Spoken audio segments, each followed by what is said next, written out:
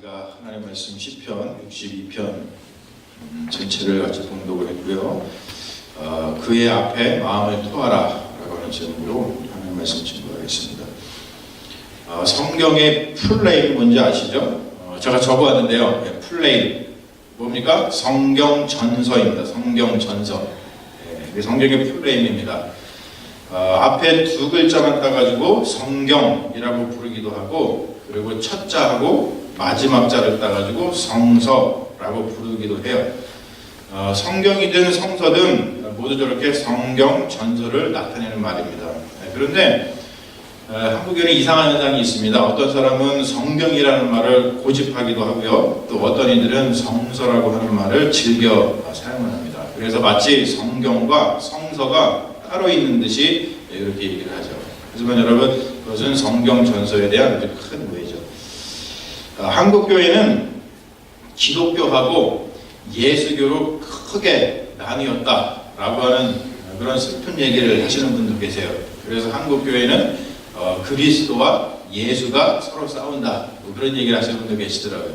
그래서 어떤 교단은 예수교 어떤 교단은 기독교 이렇게 얘기를 하는데, 이것을 보면서 예수 그리스도께서 예수교하고 그리스도교가 싸우는 것을 보고서는 하도 답답해가지고 그것 때문이라도 빨리 오시지 않을까, 그런 생각도 한번 해봅니다.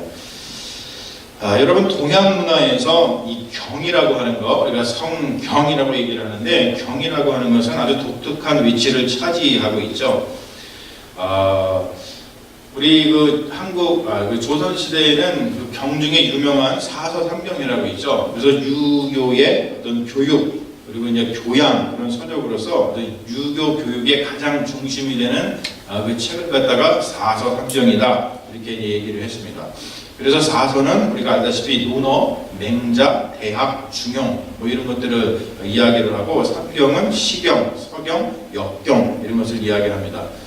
이 삼경에다가 춘추, 예기 이런 걸 합쳐갖고 오경이라고 그러는데, 그래서 사서, 오경 이런 말을 표현하기도 해요. 종교개혁을 통해서 탄생한 우리 개신교는 이 성경의 중요성을 굉장히 강조하죠.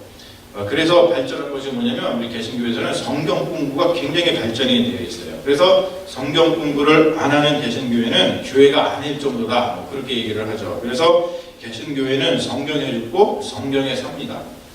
그런데 성경 공부가 발전하면서 잃어버린 전통이 한 가지 있다는 거예요. 여러분, 요즘에는 성경 공부를 하면서 어떻게 여러분 성경을 읽으십니까? 대개는 눈으로 읽어요, 그렇죠? 눈으로 이렇게 읽으면서 여기 이제 펜을 들고서 밑줄을 그어가면서 성경을 읽으셔요. 그러다가 마음이 와닿는 구절이 있으면 어떻게 해요? 거기다가 노트를 하죠. 노트를 갖다가. 그런데 여러분, 원래 경이라고 하는 것은 그렇게 읽는 것이 아니라 소리 내어 갖고 낭독하는 거예요. 그거를 경전이다 이야기를 하죠. 그러니까 성경을 읽을 때는 무엇보다도 소리 내 가지고 낭독하는 것이 좋습니다. 예로부터 경전이라고 하는 것은 그렇게 소리 내어서 낭독하는 것을 통해서 이 마음에 새겼다는 거예요. 제가 적었는데 구규라는 게 있어요. 구규. 이게 한문이라서 그러긴 한데, 뭐냐면은 9개의 사람 몸에 있는 9개의 구멍을 이야기를 합니다.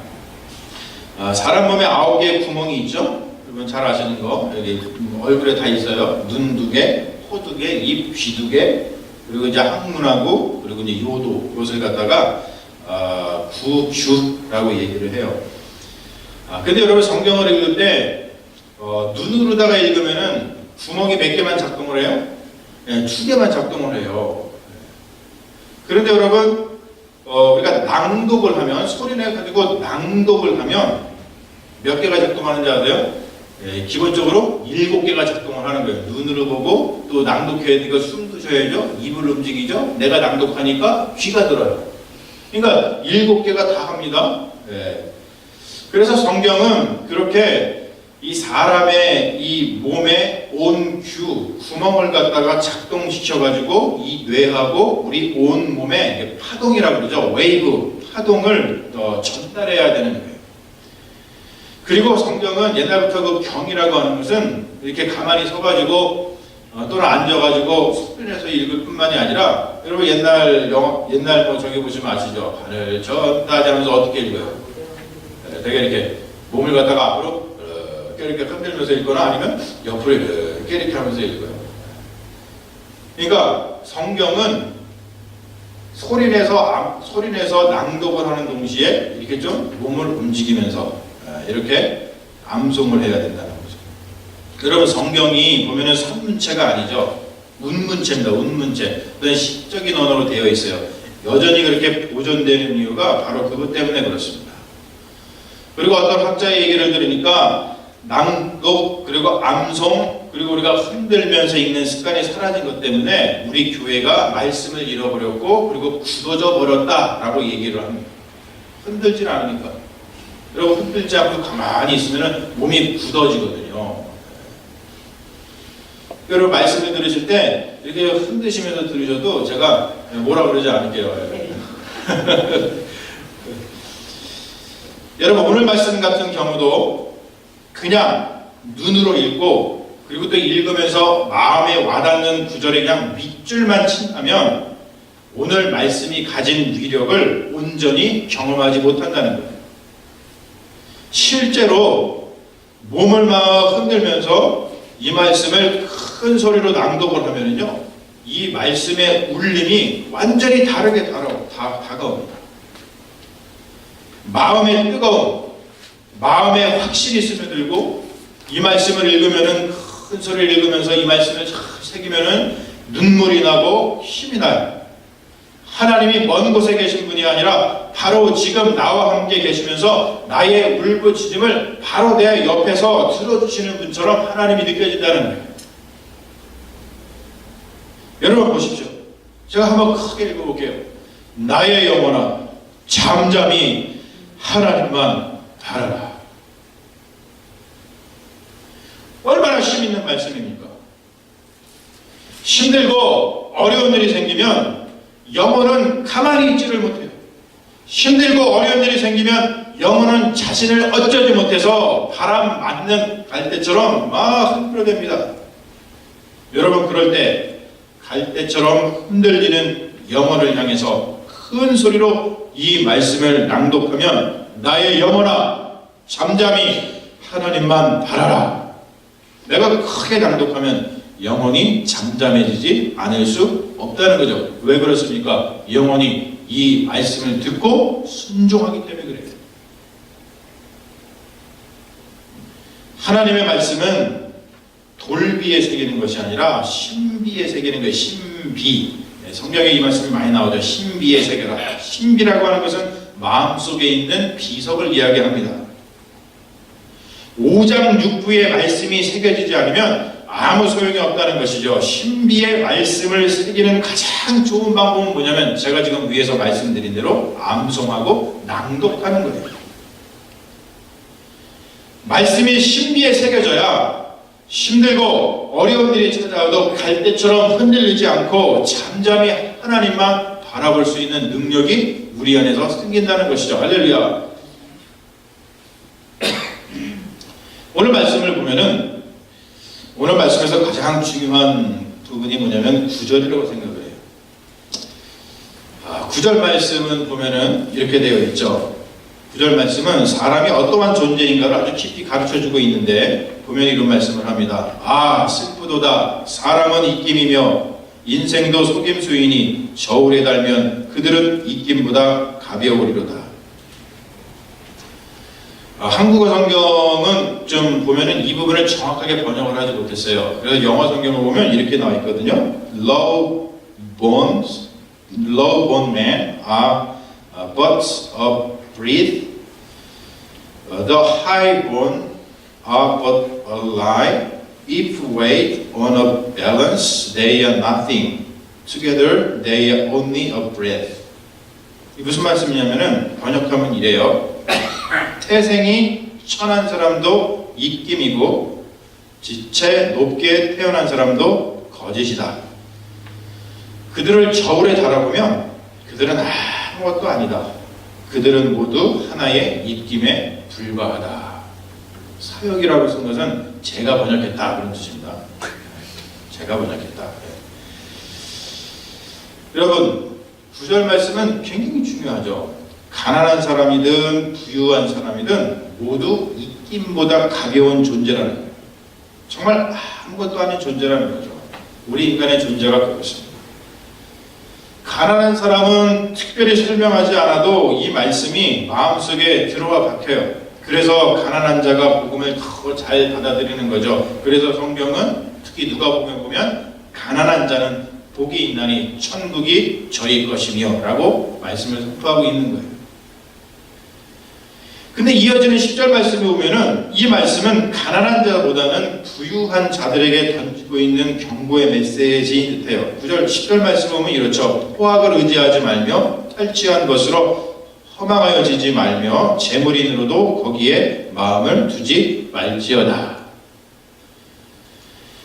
말씀에 보면 포악이라는 말이 있고 탈취라고 하는 말이 있는데, 여러분 이것은, 이 단어는 부유한 자들이 가진 어떤 파워, 권력을 말하는 거예요. 권력이 없으면, 파워가 없으면 포악을 행하지도 못하고 탈취를 하지도 못하죠.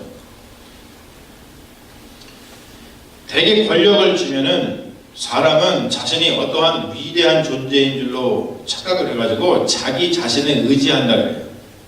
여러분에게 성경 말씀을 나 있는 것이 아니라, 제가 요즘에 최근에 발표된 뇌과학자들의 보고를 보면은 권력을 가진 자들의 뇌를 검사를 해봤대요. 그랬더니 뇌파가 달라지는데 무엇보다도 공감 능력이 떨어진다고 합니다. 여러분, 공감 능력이 떨어진다는 말은 뭐냐면 다른 사람들의 이야기를 권력을 가진 자는 안 듣는다는 뜻이에요. 그리고 그냥 자기 자신만 의지한다는 뜻입니다. 고대 시대에는 태생이 비천한 자하고 태생이 고귀한 자의 구분이 명확했기 때문에 사실 이 하나님의 말씀이 그들의 귀에 더 잘 들렸을 것 같아요. 그런데 여러분, 현대 사회처럼 어떤 태생의 구분이 없어진 시대, 그리고 우리처럼 선진국에서 어떠한 평균 이상의 삶을 누리고 있는 사람들에게는 이 말씀이 잘 안 들릴 수가 있어요. 한국도 보니까 한국도 보면요, 이게 경제 수준이 높아질수록 어떤 현상이 일어나냐면 기도원을 찾는 사람들이 없어져요. 그래서 여러분, 한국에 가면은 지금 제일 안 되는 곳이 어딘지 아세요? 기도원이 잘 안 돼요. 그 유명한 하늘산 기도원 같은 경우도요, 가면은 사람들이 별로 없다 그래요. 그러니까 우리처럼 이렇게 선진국에서 평균 이상의 삶을 누리고 있는 사람들이 이 말씀을 잘 들어야 되는데, 그렇기 때문에 이 말씀을 잘 듣기 위해서는 더욱더 우리가 하나님 말씀을 암송하고 더욱더 하나님의 말씀을 이렇게 크게 소리 내가지고 낭독하는 데에 우리가 힘써야 되는 줄로 믿습니다. 요즘 시대는 자기가 구원이고 피난처라고 목소리를 높이는 자칭 메시아가 즐비한 시대입니다. 그러한 시대에 사랑하는 여러분, 우리는 무엇을 구원이고 피난처로 삼고 있습니까? 오늘날 우리가 가장 명확하게 들어야 되는 말씀은 오늘 말씀 가운데 8절 말씀이라고 생각을 해요. 8절 말씀이 뭐냐면, 백성들아 시시로 그를 의지하고 그의 앞에 마음을 두어라. 하나님은 우리의 피난처시로다. 그리고 나서 셀라라는 말이 나옵니다. 이 말은 뭡니까? 충분히 멈추어서 이 말씀을 새겨들어라 라고 하는 뜻이에요.